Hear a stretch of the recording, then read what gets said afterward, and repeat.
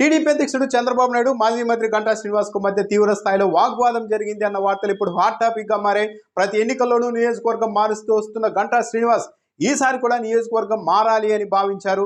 అయితే తెలుగుదేశం పార్టీ అధినాయకత్వం కూడా ఈసారి గంటా శ్రీనివాస్ను చాలా రిస్క్ ఉన్న స్థానంలో నిలబెట్టాలని భావించింది. ఎందుకంటే తెలుగుదేశం పార్టీ అధికారంలో ఉన్నప్పుడు మంత్రిగా పనిచేసిన గంటా శ్రీనివాస్ తెలుగుదేశం పార్టీ అధికారం కోల్పోయిన తర్వాత మాత్రం కొన్నేళ్ల పాటు 4 ఏళ్ల పాటు ఆ పార్టీకి పెద్దగా సహకరించింది లేదు. పైగా ప్రతి 6 నెలలకు ఒకసారి ఆయన వైసీపీలోకి వెళ్తారంటూ ప్రచారం కూడా నడిచింది.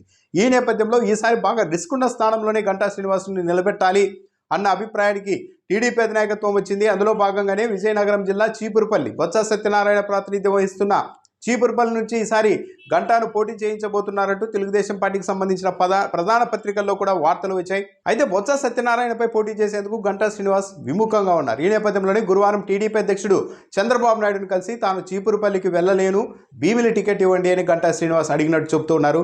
అదే సమయంలో సాక్షి పత్రికలో వచ్చిన మరో అంశాలు మాత్రం చాలా హాట్ టాపిక్గా చాలా ఘాటుగానే ఉన్నాయి. చంద్రబాబు నాయుడు ఒక దశలో గంటా శ్రీనివాస్ను యూజ్లెస్ ఫెలో గెట్అవుట్ అని అన్నారని సాక్షి పత్రిక రాసింది. తాను చీపురుపల్లి నుంచి పోటీ చేయలేను, భీముల నుంచి పోటీ చేస్తాను అని గంటా శ్రీనివాస్ ప్రతిపాదించగా, లేదు చీపురుపల్లి నుంచే మీరు పోటీ చేయాలి, పార్టీ నిర్ణయం తీసుకుంది, మనుషులు కాదు పార్టీ ముఖ్యం, పార్టీ అధ్యక్షుడిగా నేను ఆదేశిస్తున్నాను అని చంద్రబాబు నాయుడు అనడంతో గంటా శ్రీనివాస్ కూడా అంతే ఘాటుగా బదులిస్తూ తనను ఓడించడానికి మీరు కంకం కట్టుకున్నట్టుగా ఉన్నారు అని మాట్లాడినట్టు కూడా సాక్షి పత్రికలో వచ్చింది. దాంతో ఇద్దరి మధ్య మాట పెరిగి ఒకరిపై ఒకరు తీవ్ర స్థాయిలో మాట్లాడుకోవడంతో చివరిలో Chandrababu Naidu useless fellow get out అంటూ అనేశారని కూడా సాక్షి మీడియాలో చెబుతూ ఉంది. ఈ మీటింగ్ తర్వాత బయటకు వచ్చిన గంటా శ్రీనివాస్ మాత్రం చాలా సున్నితంగానే మాట్లాడారు.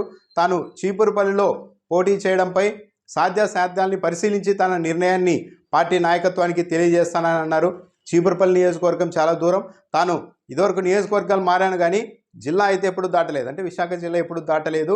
చీపురుపల్లిలో పోటీ చేయడంపై పరిశీలన చేసి తన నిర్ణయాన్ని చెప్తానంటూ ఆయన అంటున్నారు. 150 కిలోమీటర్ల దూరం అని కూడా గంటా శ్రీనివాస్ ఆవేదన వ్యక్తం చేస్తున్నట్టు చెప్తున్నారు. సో ఓవరాల్గా అయితే గంటా శ్రీనివాస్ను చీపురుపల్లికి తీసుకెళ్తే బొత్స మీద గెలిచినట్టు అవుతుంది, బొత్సను ఓడించినట్టు అవుతుంది. లేదు గంటా శ్రీనివాసే ఓడిపోతే ఆయన రికార్డుల్లో కూడా ఒక అపజయాన్ని వేసినట్టు అవుతుంది. పెద్దగా ఇబ్బంది ఏమీ లేదు. కాకపోతే రిస్క్ ఉన్న స్థానంలోని ఇలాంటి వాళ్ళని నిలబెట్టాలి అన్న ఉద్దేశంతో టీడీపీ నాయకత్వం ఉన్నట్టుగా ఉంది. గంటా శ్రీనివాస్ మాత్రం అందుకు విముఖంగా ఉన్నారు. తన నిర్ణయాన్ని త్వరలోనే తెలియజేస్తానన్నారు. సో చీపురుపల్లి నుంచి పోటీ చేస్తారా లేదా అన్నదైతే చూడాలి.